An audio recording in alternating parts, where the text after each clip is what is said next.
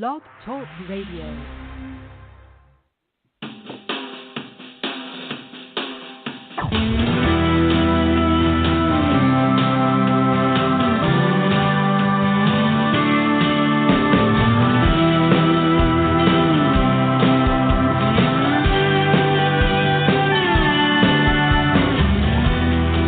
I'm gonna have to burn this house down. 'Cause honey, your leaving's killing me. We put these walls up together and they still stand tall. But every loose board on this hardwood floor screeches out of memory. And I can't go on like this, just dwelling on a used to be. I can fix these halls and patch these walls, but there's no patching up you and me. There's a memory in every single room. I can't seem to get rid of you. A two-story reminder of a love that didn't work out. I'm gonna have to burn this house down.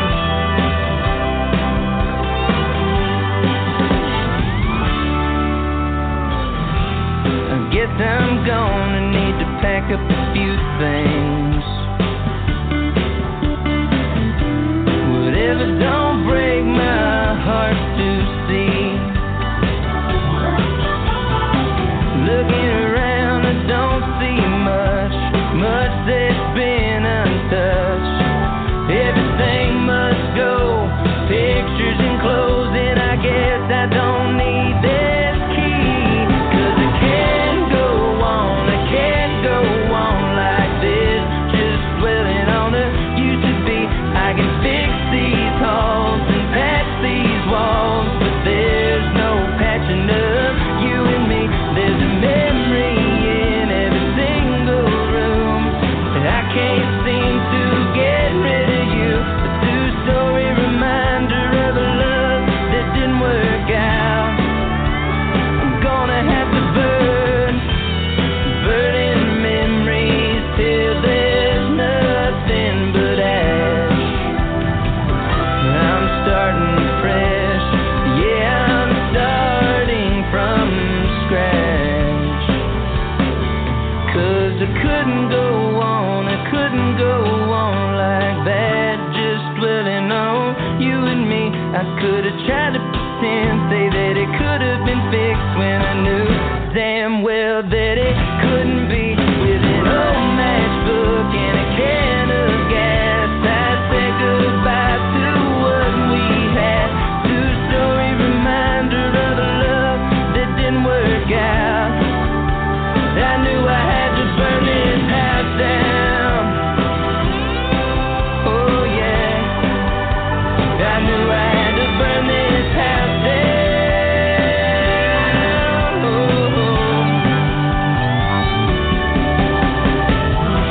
I guess I'm gonna have to burn this house down.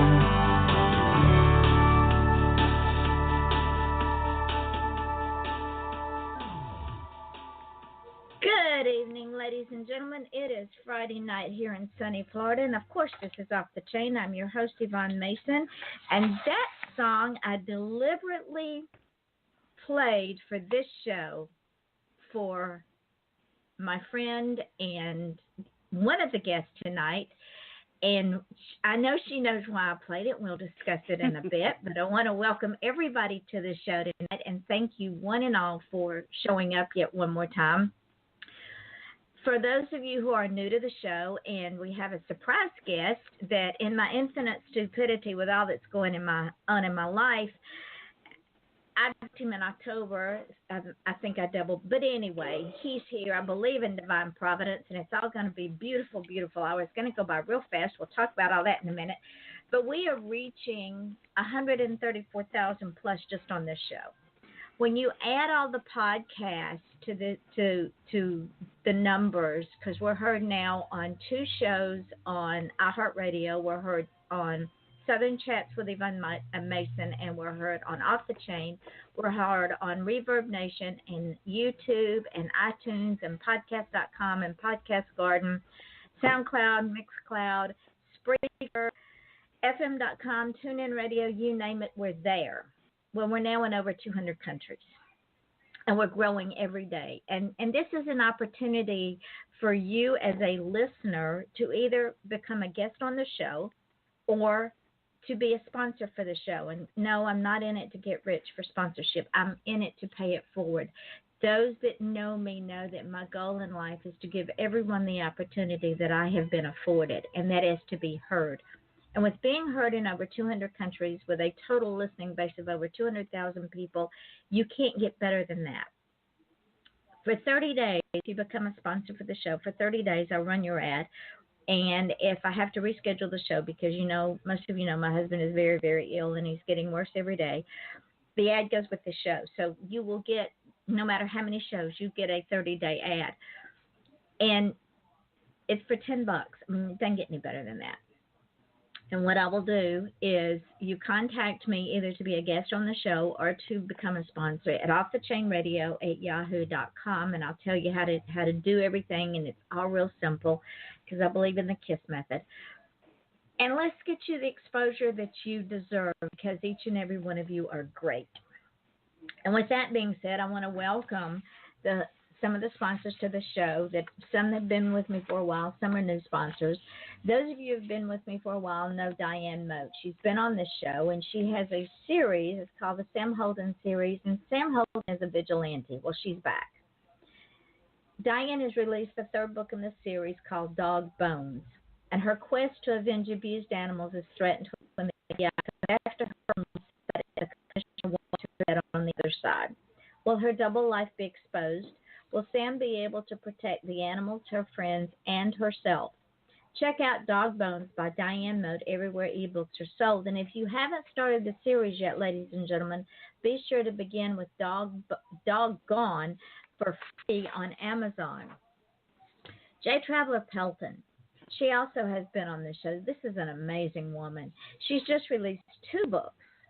I do good to release 1 book, but she's released 2 books. One of them is Kai Dante's Stratagem, and it goes that people are so happy about the destruction of the anti-fertility virus, they want Kai to run for president.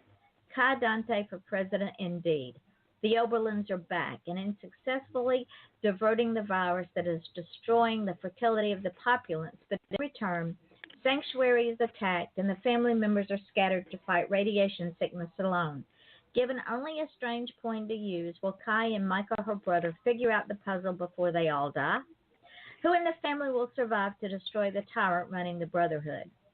The second book she has released is called Clan Falconer's War. It is a fantasy set in future medieval times after the Big War. Lucian thought that as the youngest son of Manor, his future would be as simple as a landowning farmer who raised good horses and went up to the manor to visit the family for holidays. After all, there were 7 brothers older than he with much more entitlement to the inheritance. However, through a massacre and magic, his simple acceptance of a quiet life was going to come to a roaring end as he ends up leading the forces of his clan and the kingdom against an evil greater than any wizard had ever faced, an evil led by his own brothers. Will he, his clan, and Falcon Crest survive the war? Now, we have 2 new sponsors. The first one is Audio Bookworm Promotions, and this sponsor is run by a young lady named Jess, and she says, looking for a listen, adopt, don't shop for your next audiobook favorite. The Adopt an Audiobook program has new releases and audiobooks of every genre. All audiobooks are free to interested reviewers, and that is the kick, ladies and gentlemen. You have to promise to give a review in order to get the book free. You simply listen and share your thoughts. audiobookwormpromotions.com/audio adopt an audiobook. Amy Lau, she has been on this show. This is one funny woman. She is a comedian and actor, and she lives in Atlanta, my hometown, and she has a unique outlook on life. Most people hide their failures, but not Amy. She wrote an entire book about hers. It's called The Book of Failures. The book opens with, I have been married for 20 years. Not to the same people, but 20 years nonetheless. The book talks about relationships, how hard it is to blend a family, and just funny failures of everyday life. The reason it's been a bestseller for over a year is because it is so relatable. Everybody needs more laughter in their lives. So buy it for yourself or for a friend or even an enemy that is going through a hard time. The Book of Failures is available at some Barnes & Noble stores and on Amazon as a paperback, ebook, or audio. The Book of Failures by Amy Lau. Get it today. And with that, ladies and gentlemen, let's get started with our show. Someone who I absolutely love dearly, have loved her from the moment that I met her. And even though she says she isn't a Southerner, she was in another life. She just won't get into it. Trust me, this one. I know Southerners. I are one, and she is one. Author Sherry Rentschler has joined me tonight to talk about her new book, and Love and Blood, which has just been released, and I've started reading it. I haven't finished it because if I stayed up all night, then I would never get any sleep at all, and I need just maybe an hour or two of sleep. But the woman's insatiable. And then our surprise guest, Eric Rosenberg, who is a financial planner who somehow or another we got our wires crossed. He's due to come on October, but, you know, God works in mysterious ways. Because he is a financial planner, and he can help all of y'all plan your money, plan your retirement, and teach authors how to run your business. Yes, writing is a business. Sherry will attest to that. I will attest to that. This radio show is a business. But anyway, welcome both of you to the show. Thank you so much for being here. Thank you Yvonne, so much. Thank you so much. It's such a joy, and to know that your audience is growing by leaps and bounds. Kudos to you, lady. Oh, it's all y'all's fault. This isn't my show. It quit being my show after the first episode 2 years ago. Eric, I want to tell you just a little bit about it. I started this show 5 years. I planned this show for 5 years. I had a 5 plan because I knew my husband was going to get worse, and I would not be able to go do book events, and I needed to stay out there. So I've been on enough online radio shows. I said, okay, I'll run a show. Well, I put a call out and said, okay, I'm going to do this show. How many want to be on the show? Not only did they fill up the first 6 months, they brought more people, and this thing just took off. And then I went on the podcast thing where I found you and 20 million other people. I'm booked through the 1st February. Wow. That's quite a demand. Well, I'm excited that I was able to make it on the earlier side of that wave of new guests. Absolutely. I love it. I love it. I love it. Now, I do have to say there was some what I call duds that never showed up, but you know, it's their law paid it for them. They can't come play anymore. Yeah, if you don't show up, I mean, that's half a business, right? Or, you know, it's the same thing with writing a book. To sell a book, you have to write it. You have to show up. Exactly. That's exactly right.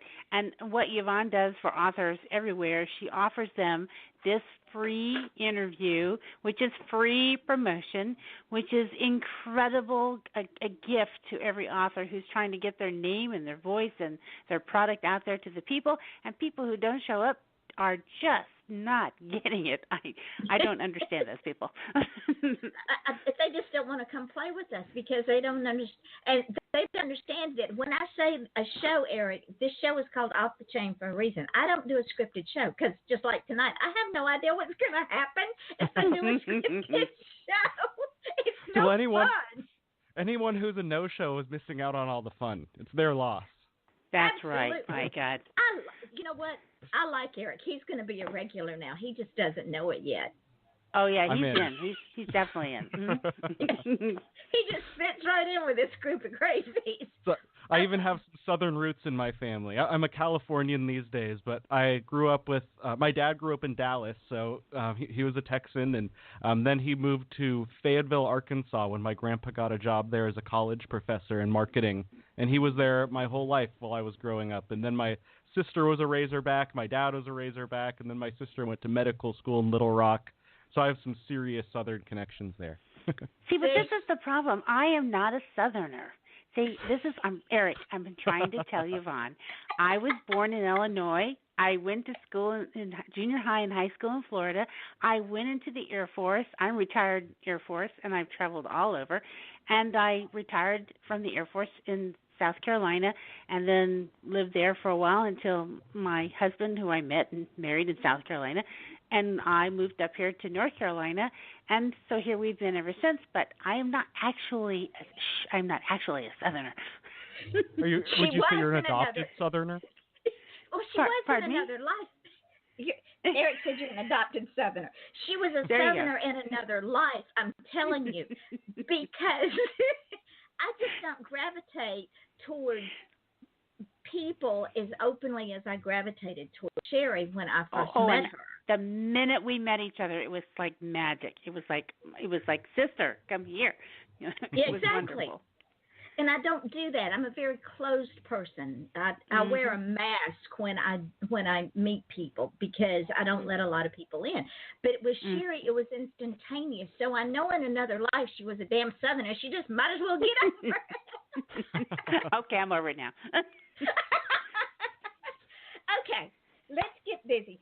Sherry, let's start with you. Okay. Let's talk about Dre and Ray and the infighting that is going.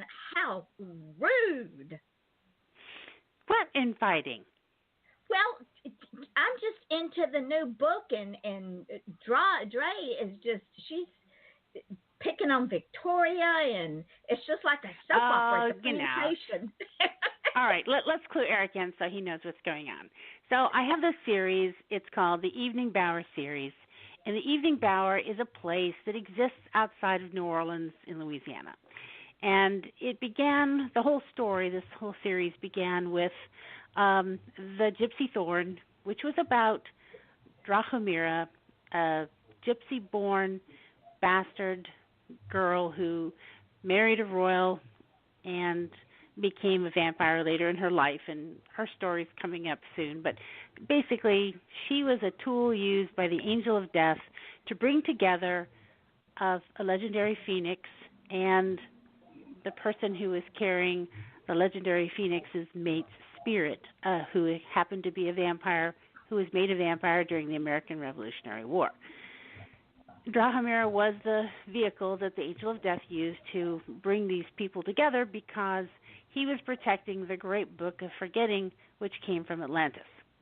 And he knew there was a great prophecy still to be fulfilled by the Scarlet Phoenix, and to do that he had to be sure that the Phoenix survived and met this vampire, and so he set Dre out to be the protector.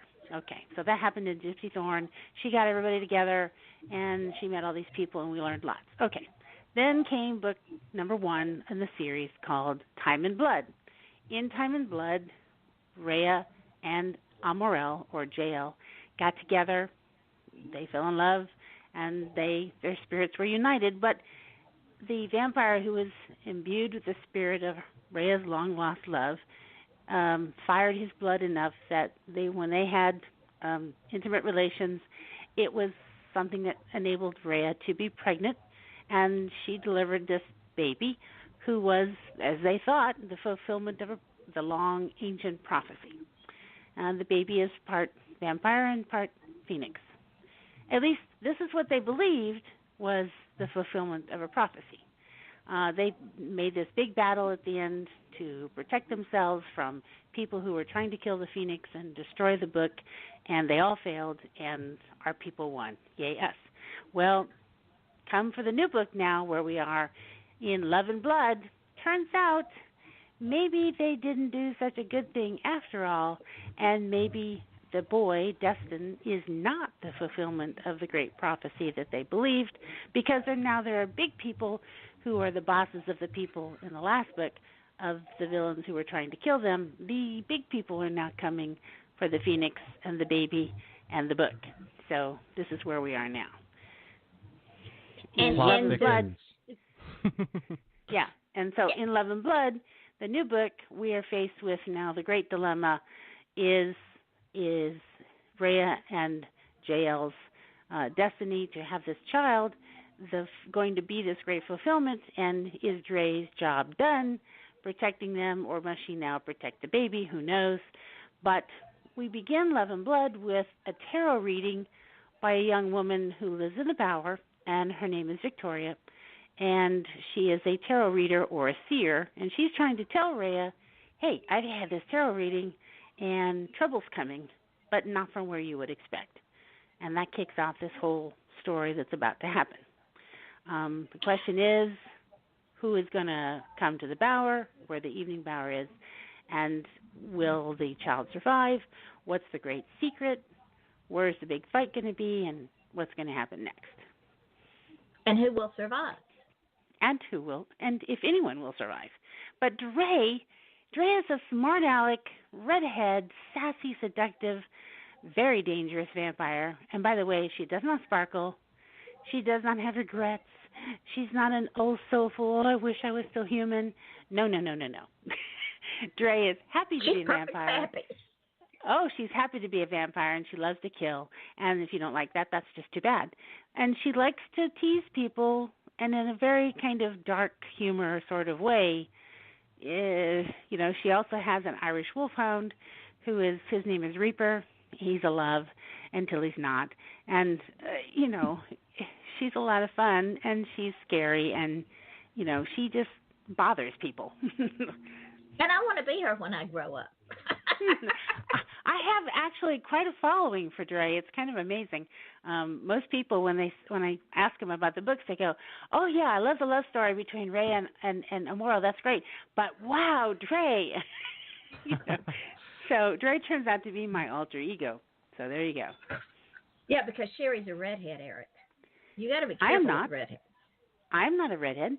I'm a blonde. Are you also a vampire? Oh, yes, absolutely. No. She would like to be. That I'm sure I was in another life. And when you're writing your books, asking as kind of the ignorant outsider, do you do a lot of research into the history and the lore of vampires and weave that into your story, or do you build it all up as an original thought? Well, I have my own canon and my own legends that are built into my books because these are characters that I created back in 1997. So they have been with me and they've been written about for a long time. They started out being online and stories that I and many other people wrote live stories online. But I developed my characters to live in the real world, except for Atlantis, of course. And so I have done history readings and research because like in the Gypsy Thorn, we travel from 886 AD all the way into 1997. And so I had to know things about, Knights Templar and foreign places and World War I. And so I had to read all sorts of things so I could weave my characters through a realistic time period and make it feel like it could have happened. I think that is the essence of good fiction, is that if I can make you believe it's possible this might have happened, then you'll go with me in my story. Oh, it sounds like a lot of fun. I bet that research and reading was a lot of fun as you put it all together. It's a lot of work, as Yvonne will tell you. Anytime it's that research hole, you start researching and then you're researching more, and that leads you to another place, and pretty soon you're like down the great research abyss, and you're like, I got to get out of this. So yeah, you go down. We call it the research rabbit hole. Yeah. Oh yeah. If you're into history, there's a podcast I really enjoy called Hardcore History, and that is all he does. He goes down research rabbit holes on one historic topic, and episodes are something like 4 to 6 hours long. Wow. Not a typical podcast. Yeah, that would be a bit much. But I keep records of all my histories that I've used in all of my books, so that I can, if I need to, go back and reference certain time periods and events that actually happened, and then find a way to work my fictional characters into these events. They live and breathe through real world, cataclysms, so they have to belong and know what's going on.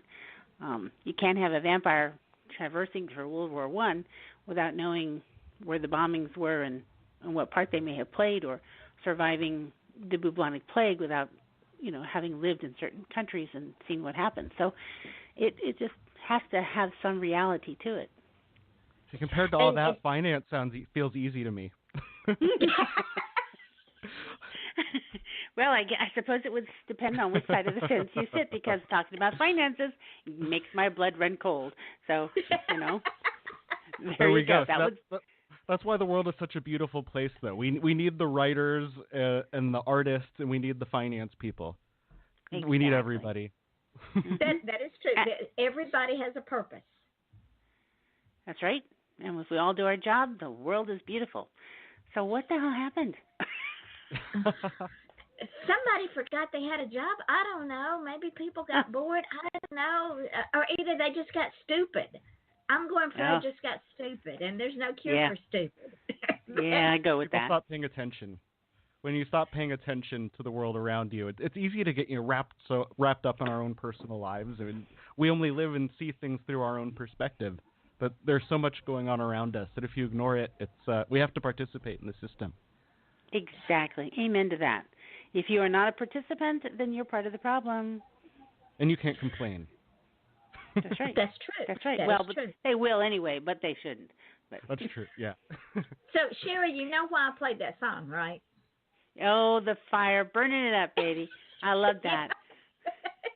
You got Rhea right on that. Burn that house down. And in the second book, Eric, there is this huge scene that is towards the end of the book. And as I'm reading it, this visual is running through my head. And anytime I watch a movie and there's this huge fight scene or this huge car chase, it's like a 10-minute fight scene or a 20-minute car chase. And I call it a filler because it takes them they have to fill up the space. Well, this particular scene in Sherry's book is, trust me, it is not a filler.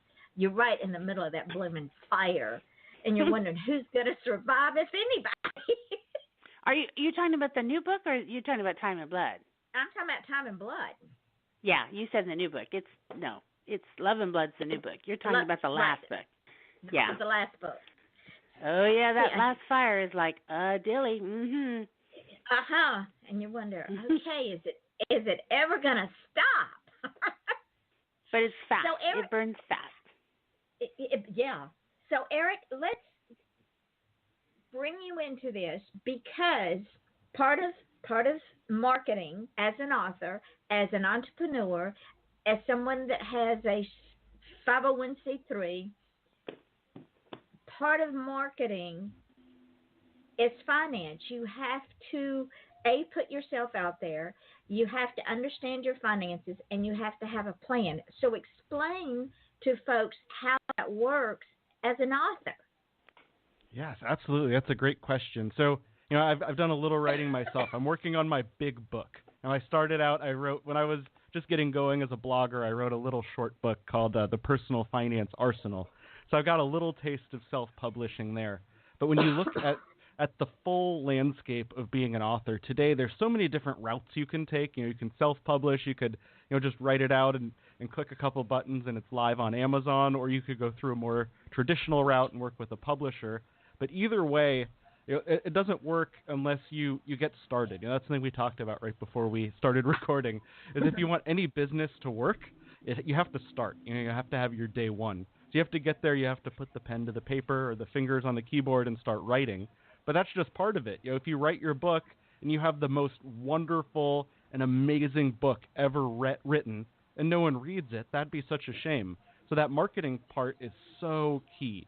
And building the marketing side, depending on your background, there's a lot of different ways that can work. If you started online, if you started as an online writer or a blogger or something like that, you might already have an audience you can tap into when it comes time to release your book. But if you're just starting from scratch, you have to build that audience and you have to build that fan base.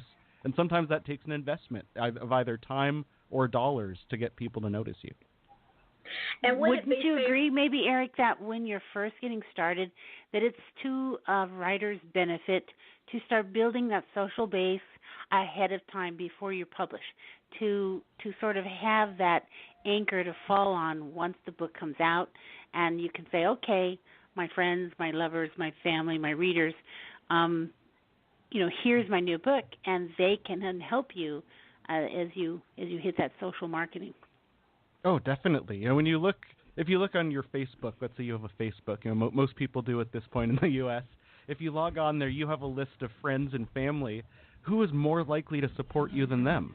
If you're reaching out to somebody, if you reach out to a bunch of strangers who've never heard of you versus some friends who you've known for a long time, who's more likely to support your new book? It's going to be that friend. So that's always a great place to start.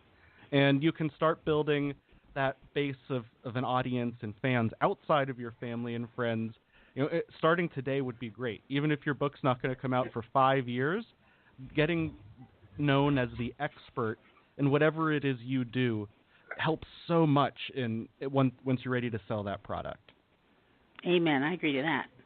Absolutely. I wish I'd known that when I was getting ready to get started, because I officially entered the publishing arena in 2013, and no one at that time was saying, hey, you have to have this big social media base and you have to do this. And I had already been on Twitter for probably 2 years, and I had met some wonderful people who introduced me to other wonderful people, but I wasn't doing it to make this major connection for my book. I was just connecting. It was something I liked. I was not on Facebook yet. I was dragging my face to be on Facebook because I'd heard terrible things about it, and I didn't want to get caught in all that drama and everything. So, but when the book was finally published, my publisher said, hey, you need to be on Facebook because you need to make more connections. And so I came late to the party. Had I known earlier, boy, I'd have been all over that. And now today, young authors are finding it easier because they've already heard you need a social media presence, and most of them already have one between Instagram and Pinterest and Snapchat and Tumblr. They're already out there. So they're already a little bit ahead of the game. The problem is they're not marketing themselves. They're just out there chit-chatting. They're not really building a brand, which I think you would agree an author or a potential author needs to do right from the beginning. Oh, absolutely. Yeah, if you look at my Twitter profile, I'm Eric Profits on Twitter, which you could guess Profits ties into my brand. And if you click on it, you see me in a shirt that says, hello, my name is Profiteer. That's what I call my listeners on my podcast and my readers. And that's all part of the brand. It's part of the package. When I want someone to think of me, when my book that I've started writing, it's called Personal Profitability. When that comes out, I want people to think of Eric Rosenberg as tied to profitability, as tied to personal finance. So if you are, let's say you're a writer who writes a lot about vampires, for example. I don't know where I came up with that example. But let's just say that you're a writer and you really enjoy the vampire genre. And one great place to start could be, set up that Twitter account and start following other authors who write about vampires and similar genres, because there's a good chance, one, that they could end up being a friend because they like the same thing you like. I actually have most of my good friends today are people who I met through the personal finance blogging community, which surprised me in the beginning. The first time I went to a finance blogger conference, I wasn't sure what I was going to be getting into. When you think of that in your head, I'm like, am I going to be walking into a room full of a bunch of accountants? And it did not feel like that. Finance people party a lot more than I expected. They also became such great friends because we have that in common, and that shared interest. So connecting with other authors in the same category could be a great way to build your network and build friendships. But also, those authors have likely been, whether they have one book or they've been writing for decades, they have somewhat of a following. And there's a good chance the people who follow someone else who writes about what you write about might be interested when you have a book come out. And there's a lot of great cross-promotion in author communities like that. So, definitely find your tribe, find your people, and connect with them on social media, and they could lead you to those bigger audiences who are already interested in what you're doing. So hold that thought, guys. Hold that thought 1 second. I'm going to pay some bills real quick. So this is Off the Chain with your host, Yvonne Mason, and two wonderful, wonderful, wonderful guests, author Sherry Rentschler, who I absolutely love and adore with all of my heart. She is my sister from another mother. And Eric Rosenberg, who made a surprise appearance, and thank God he did. He is a financial person, and he's teaching us how to market and how to get our work out there. And he just told us a little secret. He's also going to be a future author. So hold on, and we will be right back. Do you have cougars on your porch swing? Are horses your new best friend? Do your nicest shoes get buried knee-deep in snow as your toes turn blue? Are you bothered by wolves at your woodpile? No, not that kind of wolf. Join wildlife artist and author Nancy Quinn and her family as they discover an exciting new life in Go West, Young Woman, a true Montana adventure. Available online and in bookstores. Or visit QuinnWildlifeArt.com for a personalized signed copy. Critics agree, it's a hoot. Best-selling and award-winning author of true crime and crime fiction, Yvonne Mason is back with a brand new book, The Pink Canary, a book that delves into the life of a drag queen and a marvelous whodunit. You can find this and all of Yvonne's other works on Amazon.com or find Yvonne Mason on Facebook and Twitter. You're gonna kill me. Buy your copy of Pink Canary now.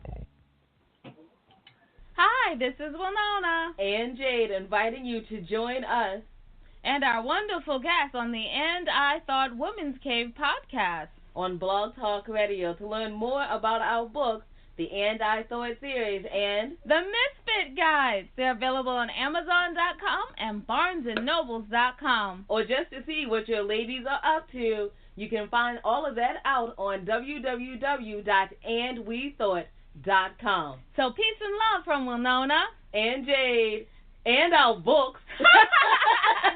Girl, You're so silly. You silly. Remember, did you write that? That's funny. Remember to visit us at andwethought.com. Germany, 1938. Charlotte, a young girl of 15, wanders into Georg's cobbler's shop to have her shoes repaired. Georg, enamored by Charlotte's charm and grace, decides then and there that he's going to marry her. But they must keep their love a secret from family, friends, and, most importantly, the Nazis.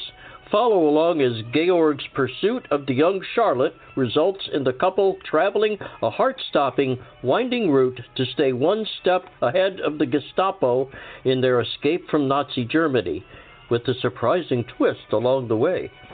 If you like history and romance, don't miss Good Things Always Happen in Springtime by Joanne Fisher, available at www.joannesbooks.com. Juliana is a middle-aged housewife in Toronto with a career, a husband that has little interest in her well-being, and 3 children. In the evenings, she gets on her computer and chats with people around the world. When she gets involved with Aaron and Bobby, her life becomes a pinball, bouncing around her husband, her job, her children, and her 2 online friends. She's bewitched by the romantic poetry of Aaron, but the honesty and kindness of Bobby bring her all the way to California. Watch for the ironic twist of fate that takes her in a direction she never expected. If you like spicy romances, don't miss With All of Me by Joanne Fisher, available at www.joannesbooks.com. Fiore is a young Italian woman engaged to be married, but her plans are interrupted by a charismatic Sebastian, a handsome middle-aged Spanish businessman. Her beauty strikes him like a thunderbolt sent by the goddess Venus herself. When she's given a peculiar gift, a Spanish doll, she's thrown into a whirlwind of entangled passion, money, secrets, and love. Their romance sparks in a charming little Italian town located on the southern part of Lake Garda in northern Italy and takes them around the globe. What happens when her life is suddenly shattered by a lifelong secret? Her Spanish doll will bring you to a caliente Spain and a romantic Italy, adding some spice along the way. Available at www.joannesbooks.com. And we are back with the most amazing show. I love Fridays around here. I never know what's going to happen. This is Off the Chain. I'm your host, Yvonne Mason, with my sister from another mother, author Sherry Rentschler. And Eric Rosenberg, who was a surprise guest, and we are so glad he's here. He is a financial person, and he is teaching us all kinds of little neat tricks because being an author, being an artist, being a musician, it is a business, ladies and gentlemen, and you have to treat it as such.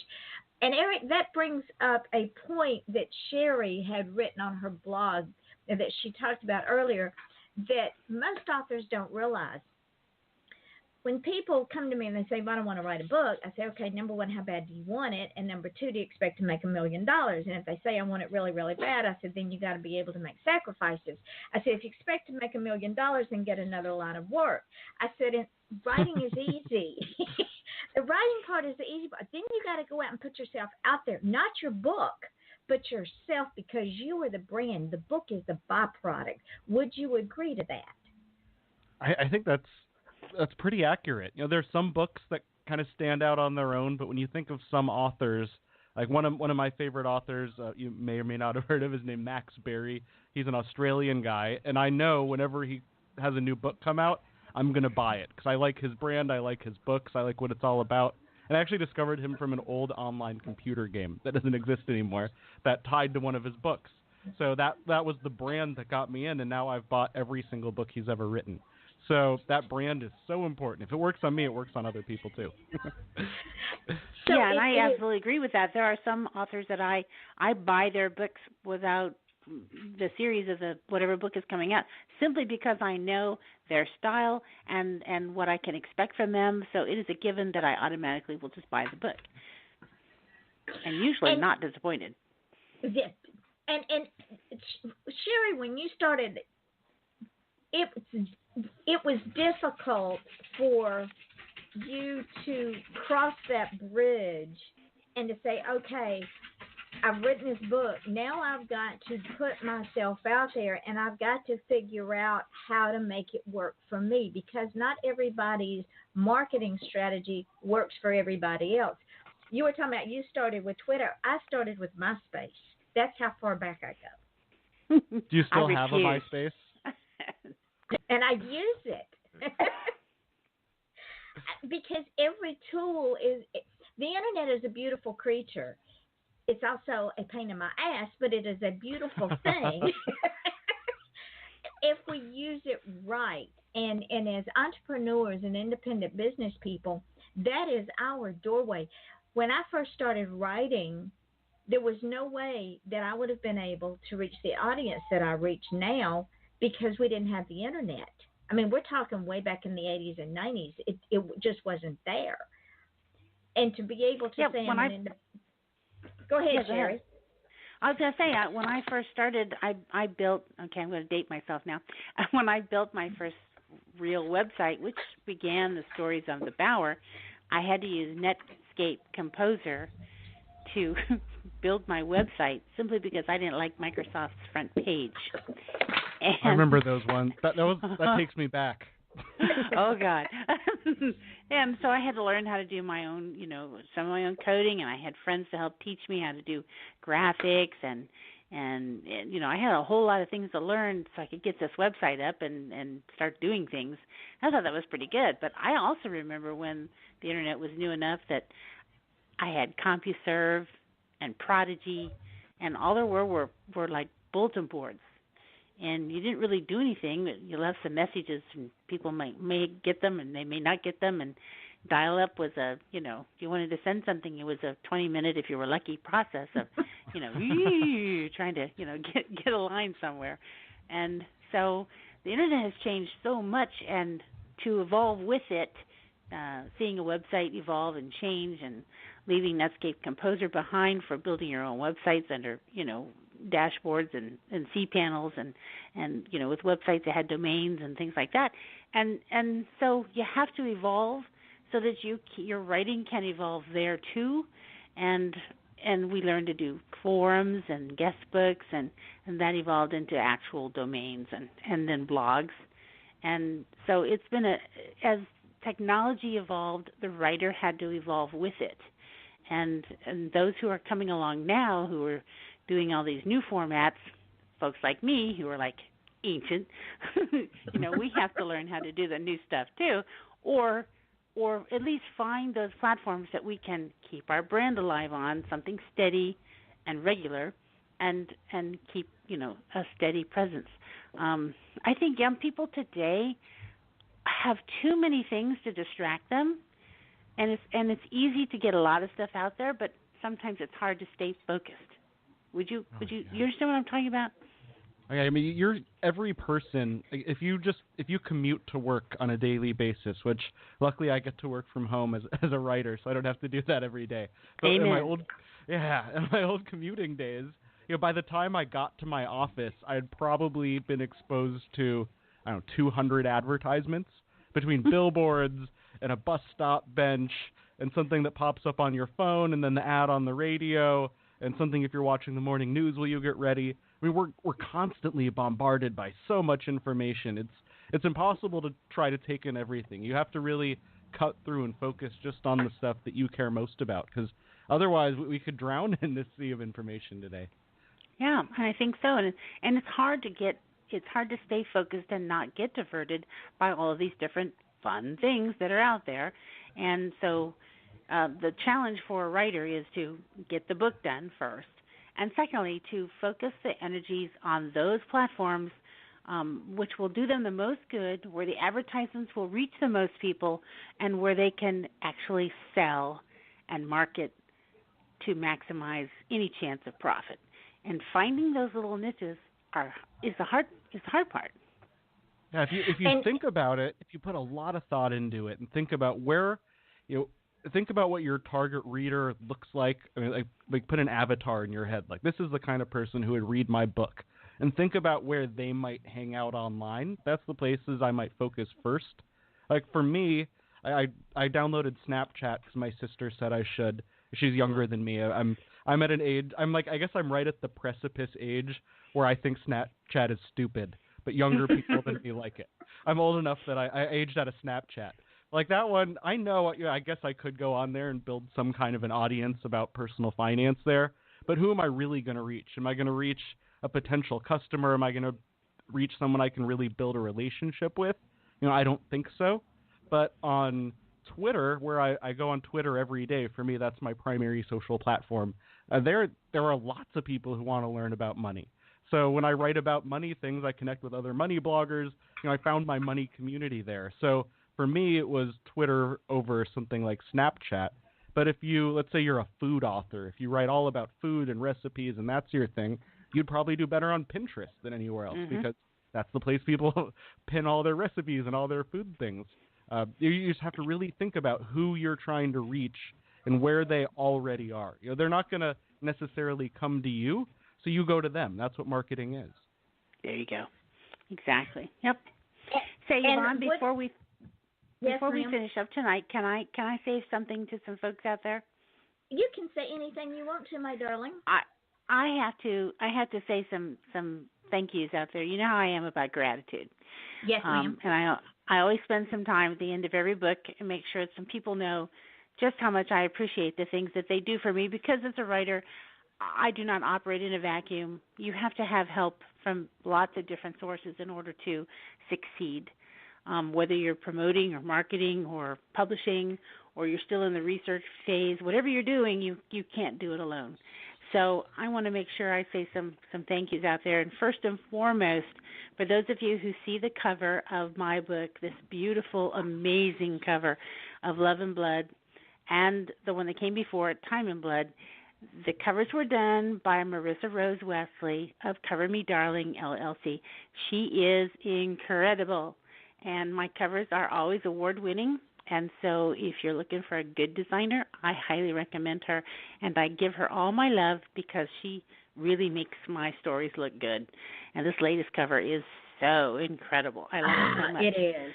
Gorgeous. And I also want to thank Elaine Calloway, who is an Amazon best-selling author. She writes stories about New Orleans that are ghostly and incredible. And she also has a cookbook, and she is someone I admire greatly, and she wrote the quote that's on the front of the cover saying that I have exotic vampires fascinating mythology, and it is a must-read series. So I wanted to thank Elaine for taking the time out to again make me look good, and I appreciate it very much. And there's some thank yous in the back of the book, including Miss Yvonne Mason from Blog Talk Radio, because she's such a friend, and she's warm and giving to all indie authors everywhere, and she deserves a lot of accolades for what she does for all of us over and over and over again.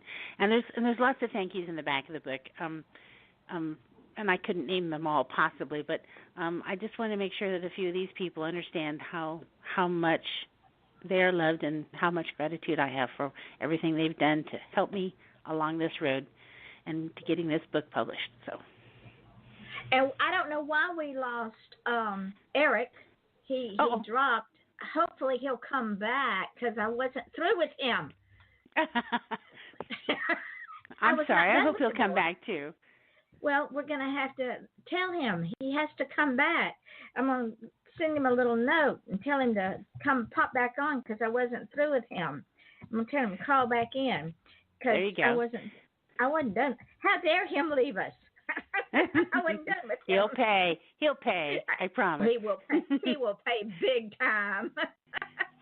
But anyway, in this new book, I don't know how far along you are yet in the reading of the new book, but I'm back. Sorry if you lost me for a minute there. I disconnected. It was my phone's fault. I'll blame it on the phone. I'm blaming technology. I'm blaming Microsoft, actually. I called it using Skype so I could use my good microphone on my computer, and Skype decided it wanted to hang up. And I wasn't finished saying all the bad things I was saying about you. No. And I was just fixing to send the monkeys after you. I said, no, he did not hang up on us. I said, he will pay. Yes, he will pay big time. I apologize for my brief lapse of presence, but I'm back and I'm listening and I'm engaged. Okay. Continue, Sherry, and then we're going to attack him because we can. Okay. I think I finished my gratitude. I just wanted to tell everybody that if you pick this book up, it's going to start off right away with a warning. It's going to follow up. There's going to be murder. There's going to be chaos. There's going to be death threats. There's going to be sassiness. There's going to be seduction. There's going to be lots of mystery, and then it's going to go to a slam bang on the way down the hill finish that will leave you breathless, I promise. And it's a little bit of a cliffhanger because I could just never leave things as they are. Oh, Sherry. You'll love it, I promise. Okay. See, I'm just getting into the good part. They're all at the plantation, and the new one. They know. The one they're rebuilding, and not the new house, but the one that they're rebuilding after the fire. And they know that the bad people are in town, and they're and Dre and Victoria's accused Dre of burning down her shop. That's where I am. You haven't even got to the good stuff yet. No, and they all have their knickers in a twist. So. And Ray is telling everybody to stop, and nobody's listening. So right, typical. So anyway, the hour is almost up, ladies and gentlemen. This hour's gone by so fast. Sherry is coming back in December.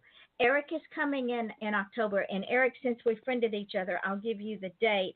And what I'm going to do with tonight's show, I'm going to add Eric and his little bio on the show and add his little picture. And Eric, when the show goes up into archives after we close, I will put the show on my page, and I'm going to tag you and Sherry, and I want you to feel free to spread the show around. Absolutely. Heck yeah, this was fun. Who wouldn't? And Eric, I want to find you on Twitter. So I am Poet Phoenix on Twitter. So I'm pretty much Poet Phoenix everywhere. So I try to be Eric Profits. I try to be Eric Rosenberg everywhere. But there's about a dozen Eric Rosenbergs, and I wasn't first everywhere. So some places I have to be Eric Profit. Okay. So he's Eric Profit on Twitter. Now, what was it you said that you had fun on a show you didn't know you were going to be on, right? Well, I knew I was going to be here. You didn't know I was going to be here. Oh, I do like. He's so snarky. I do like him. Yep, he fits right in. I like him very much. Yes, And he I'm does. sure we're going to learn lots more from him in the future. I'm looking forward to it. Oh, yeah, I'll share if anyone is interested. I have a free week-long video series. If you go to personalprofitability.com/bootcamp and put your email in there, you'll get an email every morning for a week with a free lesson about personal finance. Wow. Sounds like a great deal. That's a great deal. Absolutely. No credit card required. It is actually free. I'm not selling anything. Yay. I like That's awesome. So since we're on there, Sherry, tell everybody where you can be found, my love. Okay, well, the website is sherryrensler.com. I am the Poet Phoenix on Instagram. I'm Poet Phoenix on Twitter. You can find me as Poet Phoenix on Amazon and Goodreads. So I'm everywhere. Look out. I'm always lurking. My Facebook page is author Sherry Rensler, and I would love to have you come join me. If you go to the website, sherryrensler.com, you can sign up for my newsletter because newsletter people get first dibs on a lot of sneak peeks and special giveaways that don't appear anywhere else. So if you really want to be in on secrets, that's where you need to go. So, Mr. Eric, let the folks know where you can be found, my friend. Yeah, so the easiest place is to find me on the web at personalprofitability.com. I have the blog there, also the Personal Profitability podcast, soon to be a Personal Profitability book. You guys motivated me.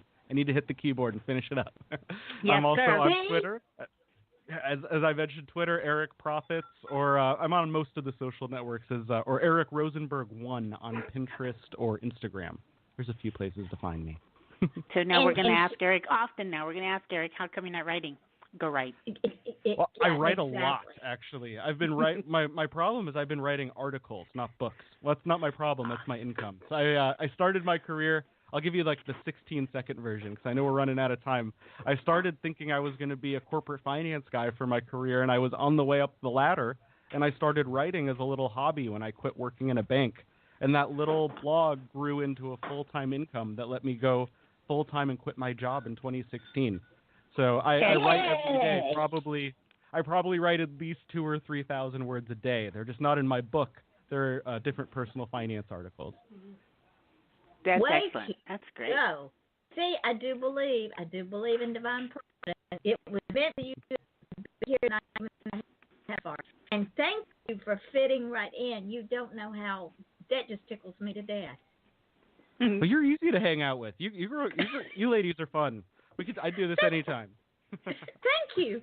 Well, we'll have to have you both back on at the same time and continue this conversation. But he's hypnotized. Yeah. I'm sorry, we just sucked you right in, Eric. I'm in the vampire trance. It's already taken hold. There you go. Don't hang up when the show goes dark, and Sherry knows why, because I want to say some things to you. But I want to thank both of you from the bottom of my heart for being here. Sherry understands where I am in my life right now, and this hour has regenerated me in a way y'all have no idea. I appreciate you both very, very much for being here and for having so much fun. The hour flew by. Ladies and gentlemen, y'all know at the end of every show there's two things that I say. One of those things is people will forget what you wear, they will forget what you look like, they will forget your name, but they will never, ever, ever forget how you've made them feel. We are all on a journey. And sometimes that journey is very difficult. There's bends in the road, there's bumps in the road, there's potholes in the road. And when someone smiles at someone who's having a very bad day, or just like tonight, this show just made my day, made my week. It's important that we do that because we may save a life. Also, if you want to achieve greatness, ladies and gentlemen, don't ask permission because nobody's going to give it to you. You are all great. Your children are great. My guests are great. Just go out and do it. Encourage your children to understand that they are great. They have a purpose. They are our future. And when we lose one child, we lose a thread to our tapestry of the future that we can never get back. Encourage your children to do those things that they want to do, to reach for the stars and grab the moon, because we only go around once. With that being said, I want to thank my guest, Dr. Sherry Rentschler, and financial planner and future author, Eric Rosenberg, and we will hound him till he publishes because we like that. We just stuck him right in. And join us again tomorrow night when we will be getting a call from Heather. She will be joining us at 8 o'clock our time, 3 o'clock in the morning her time. Until then, this is Off the Chain. I'm your host, Yvonne Mason, and we say good night. Now, Sherry knows the drill, Eric, but what will happen is, like I said, when the show goes up into archives, I will put the link on my page. I will tag both of y'all. This is my gift to my guest. You can take this show and put it on your blog, send it out through your network. Now, tomorrow, I will put this show up on SoundCloud, Spreaker, Podcast.com, Podcast Garden, iTunes, YouTube, Reverb Nation, iHeartRadio, FM.com, and TuneIn Radio. When I put it up on the podcast, it automatically goes to some of those places, but I will also put the links up on my page and tag you, and you take those links and you put them out there everywhere. Start building your book brand now. That's right, Eric. Start now. I'm on it. It's underway. It started as the blog brand, and then the book is the natural extension. There you Actually, go. I started writing. I'd been wanting. So I wrote the first book, the short book, that Personal Finance Arsenal, probably 5-ish, 7 years ago now. And it was less than a year ago. I was on a plane, and I'd been thinking about the new book, and I don't know what happened. It was like a 6-hour flight. And I just felt like this is the moment I'm going to start. And I opened up a Word doc, and I got to around, not on that flight at this point. Let's see, it's on my desktop. I can tell you where I'm at right now on my word count. Take a second for Word to load. Here we go. Anyway, I'm Yvonne, while he looks that up, I just want to say thank you so much. You're welcome. It just means everything to have this opportunity always to talk about the books and to hear, how far we've come from when you first started talking to me and everything. And I just am so grateful, and I love you so much. I love you, my darling. The first time she was on my show, Eric, she was a little bit scared, that most people are, because you're talking to it's a live show. And the reach of this thing just sometimes blows people's mind. And I said, Sherry, it's just you and I having a conversation with 150,000 listeners. It's no big deal. And after that, we just settled in, and next thing you know, the hour was done, and I was flabbergasted. It was like, that it? That's it already? And after that, I was like, oh, let's do this again. So it's an addiction, Eric. Trust me, you will get addicted. Oh, yeah, I love the podcast world. It is so cool. I was actually just at Podcast Movement a month ago. That's a big podcasting conference. It was in Philadelphia. So it was really fun. I was in a room with only podcasters for 3 days. Oh, It wow. was so cool. That would be fun. Next week it'll be, I'll actually be in Florida. I'll be in Orlando next week for FinCon, which is the big financial blogging and media conference. And there's a lot of podcasters and YouTubers and all that good stuff there. And you will only be an hour and a half north of me, my friend. That's what, when I heard you say Florida, I was like, oh, I'm going to be in the neighborhood. Yeah, actually you are, because I am in Port St. Lucie, which is an hour and a half south of Orlando. Yeah. Okay. Growing up, my grandma was a snowbird. She did summers in Minneapolis, which is where I was born, and winters in Fort Lauderdale. And then my aunt and uncle, they just moved to Denver from Coral Springs. So I had a lot of on the South West Coast. Florida. Yep. And I went to junior high and high school in Titusville, so right there on the east coast of Florida. So, which is right up the street from me. This is amazing. See, things happen for a reason. What an amazing evening. And Eric, when you'll be like Sherry, I'm going to tell you, you'll be like Sherry. When I put up the shows for the month, if I have an open night, I have people emailing me and sending me messages saying, I want that slot. So then I have to put all the names in a hat and draw the names out. Well, but you can be sure, Eric, she will put you in right as soon as you publish that book, because she will want to be on the cutting edge of the announcement when the book comes out. So, I have it open right now. I'm at 9,215 words. Oh, got a long way Wow. to go yet, babe. I have a long way to go. But finance books are often, I'm shooting for about 60,000 words. And some people tell me that's a little long for this type. They say I should probably shoot more for 50,000. But I think I would think you'd want to get the novella, right around the novella, which is 45 to 50,000 words. And I would think that more than that, you would start to lose people who are street people like me. Yeah, I'm breaking it up into 4 main sections. And there will definitely be parts that probably don't apply to everybody, but then there will be parts that really apply to everybody. There you go. It'll be like a personal finance book, I guess, like that. Well, if you start nothing is exact for everybody. That's why it's called personal finance. It's personal. Everyone's stuff is so different. Yeah. And if you start out with the basics and then go all the way to advanced, then that's a book to keep. See? I have had 10,000 word days before, so it wouldn't. If I locked myself away, I've thought about going to where's the most boring place I could go, kind of near where I live, that nothing could distract me and I could just finish it.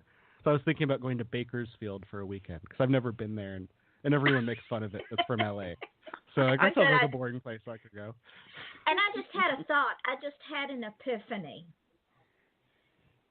We should market his. Yeah, I know it's scary, isn't it? We should market his book to indie authors as a tool for their business. If he's got the information in there, it's a quick sell. That's the 4th section is about building businesses and side hustle. A lot about side hustles. So it'll be people who have a primary job and want to add something else as another income source. So new authors, that's perfect for that. Absolutely. But if you don't market it with those words, they won't get it. I promise you. Yeah. You've got to write that down as one of your hooks, Eric. Write that down as one of your hooks. Putting on my Because you start sticky talking notes about side jobs and stuff like that, indie authors will just be like, that's not me. So there you go. And with that, I'm going to let you both get back to your families. I appreciate so much both of you spending an hour with me. It really, really helped me in ways I can't express right now. Y'all well, you know amazing. that Jack's in my prayers, as are you, of course, and you need to let me know as soon as something happens. And by the way, when you read the book, I want to hear from you when you discover the thing that has happened that I did for you. So I want you to contact me. I'm curious, what this secret is. What's this thing just for one person? Here's a hint. She named a character in the last book. His name is Ransad. That's his elf name, and his being around human name is Rico, and he unfortunately was killed in the last book, and so something happens in this book, and she just has to see what happens, and she will be pleasantly surprised. Now Eric's got to buy the book. You've got to buy it for your wife. I'm gonna have to get the whole series and read all the way up to there so I get it. Okay. I'm not going to argue with that. Sherry, go on my friends and add him to your friends list because I friended him during the course of the show so that I could tag him on the show, and then I will also send you the date for the October show. And Sherry's coming back in December, and then I'll bring you both back. Oh, this is going to be so much fun. Oh, yeah, you bet. Eric, it was a pleasure meeting you. I look forward to interacting with you in the future. Yeah, so it was great connecting, and thanks for having me on the show. It was fun being here, even though it was an unexpected drop-in. I had a lot of fun. But it was meant to be. Thank you, Ron. Thank you, Yvonne. Thank you, my darling. Thank you. Talk to you soon. And I'll talk to both of y'all real soon. Okay. Thank you. Bye-bye. Have a great weekend.